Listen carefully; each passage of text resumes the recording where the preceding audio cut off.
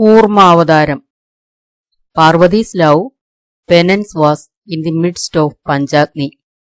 Snow, rain, and could not stop that love desire. Aparna was the goddess who did not eat even a leaf. Lord Shiva surrendered before that suffering without food and sleep. But when the goddess felt the heat of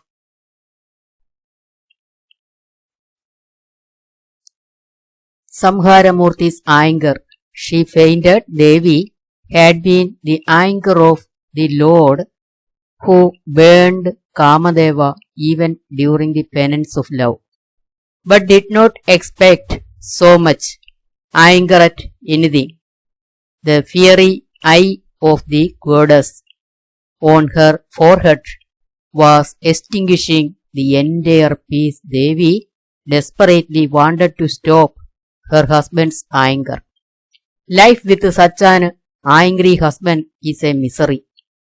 Once Parvati said to Shiva, realizing that even his beloved wife was tired of his anger, Lord Shiva decided to give birth to another form of all his anger. At that time, Anasuya, the wife of Atri Maharshi, appeared to the Trimurti. After doing penance, he asked for the boon of giving birth to children. The boon Shiva gave all the anger in him to Anasuya was allowed to be born as the son of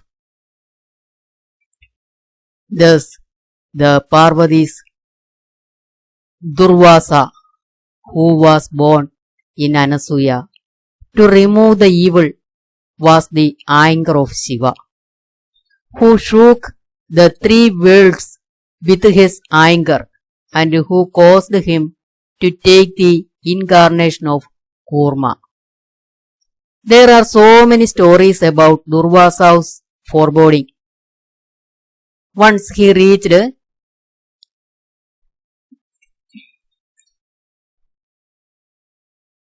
Koormmaavathaaram and saw Shakuntala, who was dreaming of her beloved Dushanta and had forgotten herself. He cursed the sage who had not respected him and was engrossed in meditation. May the young man who dream of forget you. Dushanta did not accept the pregnant Shakuntala. This curse was due to the forgetfulness. Durvvasa has the tendency to be quick to rejoice as well as angry. Durvvasa arrived in Kundibhojan's kingdom when Kundi Devi was the adopted daughter of King Kundibhojan. The sage, who was very hungry, immediately asked for food. Fearing the curse, Kundi quickly served the food and placed it in front of the sage. It was steaming and hot like fire.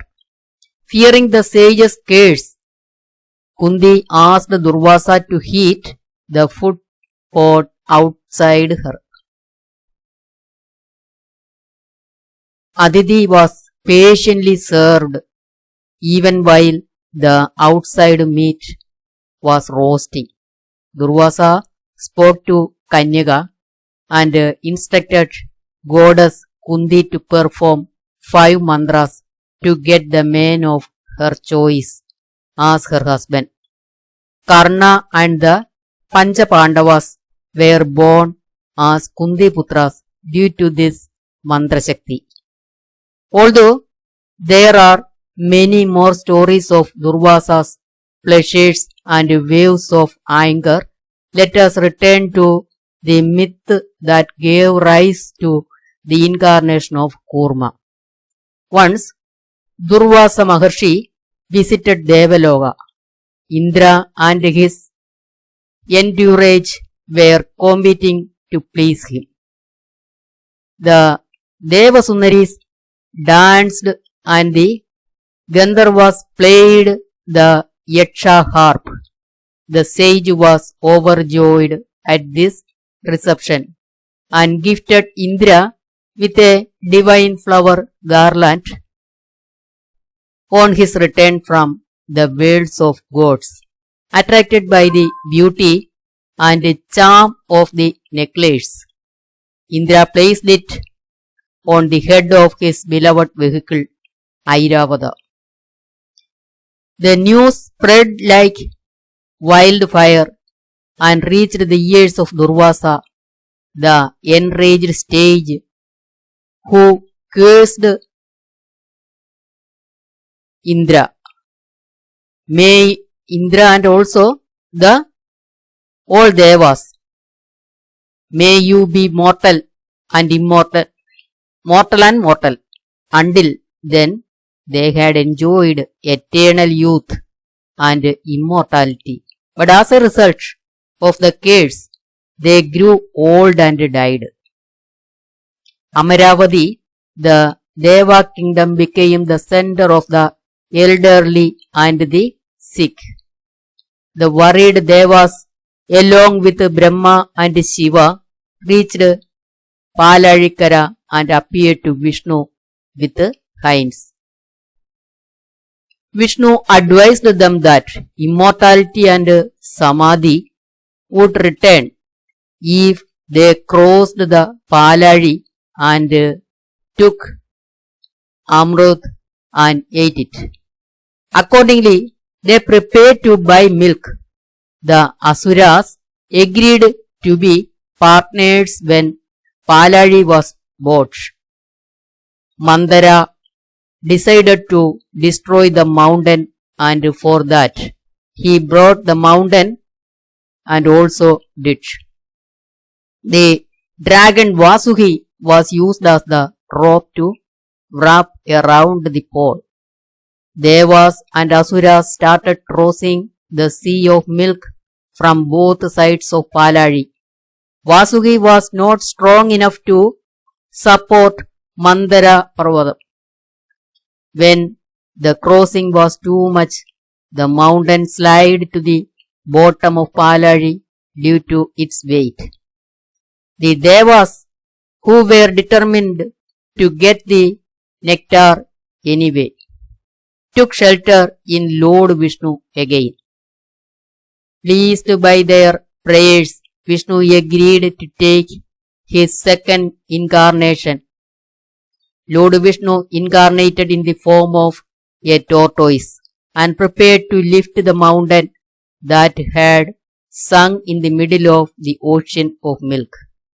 Thus, the Mandara mountain, which was lifted outside the Koorma, was again tied by Vasuki, and Palari took it. The first to omit Palari Mata Nath was the extremely poisonous bullthroat. For the sake of the world, Lord Shiva Shankar ate it and stopped it in his throat. After that, he came many disguised divine objects. Kamadhenu, Parijadam, Kaustubam, Lakshmi Devi, and finally Dhanvantari came with the Amrita Kumbha. By drinking the nectar, the Devas drove away the nags. Then Koormmavathaaram supported the Mandara Parvata to kept it in the Palari until the Palari was crossed. After the tuning of milk, Vishnu completed his incarnation and again fell into yogic sleep.